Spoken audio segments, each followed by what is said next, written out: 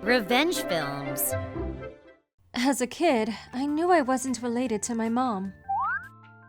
She raised me since I was a baby, and she told me about everything right from the beginning so I wouldn't get hurt.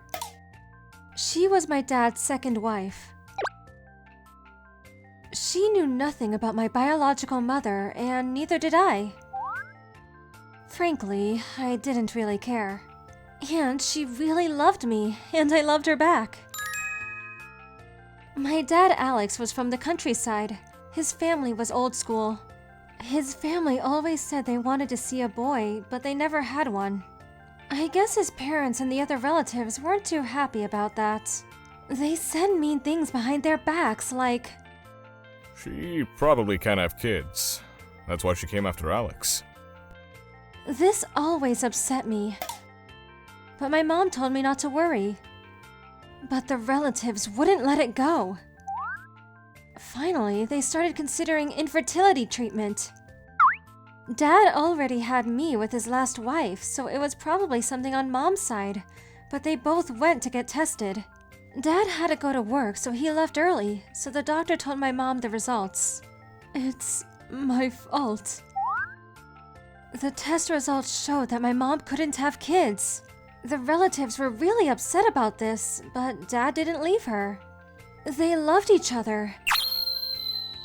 Plus, Mom was good to us, so why on earth would Dad leave her?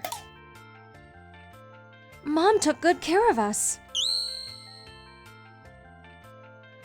I can't imagine my life without you, Allie. I could tell that she really loved me. And she treated me like a real daughter.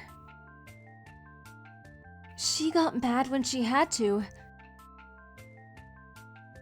She wanted me to grow up to be a decent human being, and I knew that. She was always good to me.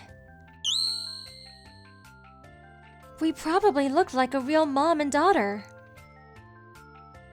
Actually, sometimes people didn't believe us when we told them that she was my stepmom. But then, Dad passed away, and we left the house behind. I was the only one left in the family, so I thought my grandparents and the other relatives would throw a fit, but for some reason, they let us go.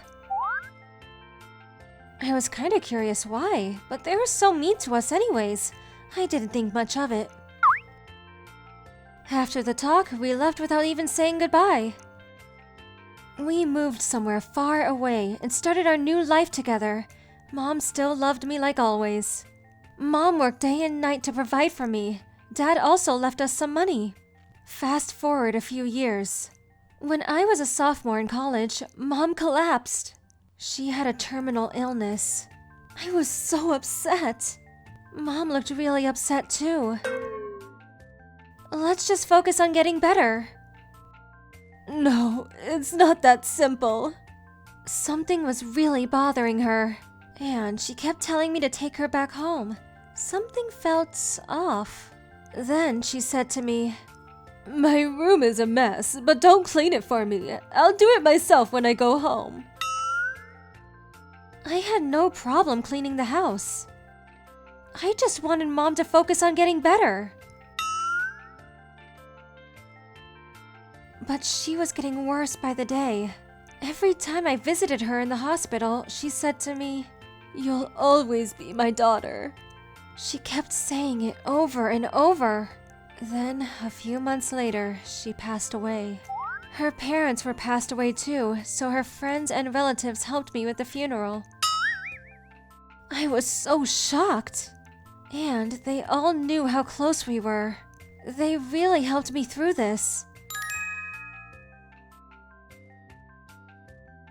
Mom and Dad left me more than enough money to finish college, so I didn't have to worry about that, but still, I was so upset. It took me a while to get back on my feet. And I didn't want to spend all of the money they left me at once, so I still kept my part-time job. It helped to keep busy. After college, I rented a cheap apartment to save money.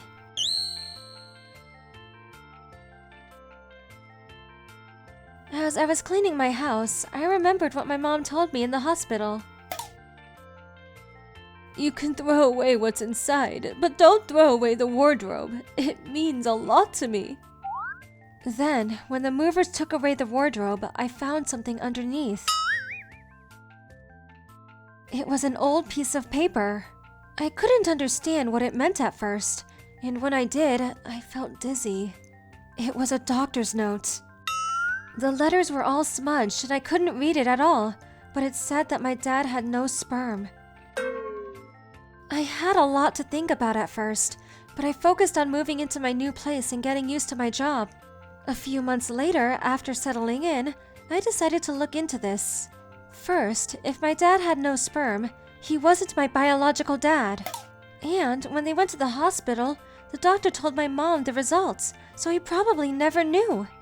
If he had known the results, he wouldn't have taken the test in the first place, and he wouldn't have raised me. Mom knew, and she kept it all to herself. The rest is speculation, but my biological mom probably had an affair, and some other guy got her pregnant with me. Did she know that? Who knows? But I can imagine what my mom was thinking. She did all of it to protect me. If Dad found out that I wasn't his daughter, he might leave me. I don't blame him. Who wants to raise someone else's child, right? I know I don't. Worst case scenario, I could have been sent back to my biological mom or even a foster home. So she kept it all to herself to protect me. She wanted me to grow up in a real family. But then, when Dad passed, she probably told all the relatives about what she knew. That's why they didn't try to stop me when we left the house. I wasn't even related to them, so it made sense. Everything was fitting into place. The relatives were so mean to begin with. I can't imagine what they thought of me. I was a complete stranger to them. Mom did all of this to protect me. That's why we moved so far away. But she wasn't expecting to get sick, that's for sure. And she probably thought I'd never find that piece of paper. All the pieces of the puzzle were coming together. I still knew nothing about my biological mother. Who knows where she is now, but that didn't matter. I only have one mom, and it's her, the one who raised me right from the start. That'll never change. I may not have been related to them, but I couldn't have asked for better parents than them. How was today's video? If you enjoyed it, please subscribe, like, and leave a comment. Stay tuned for more.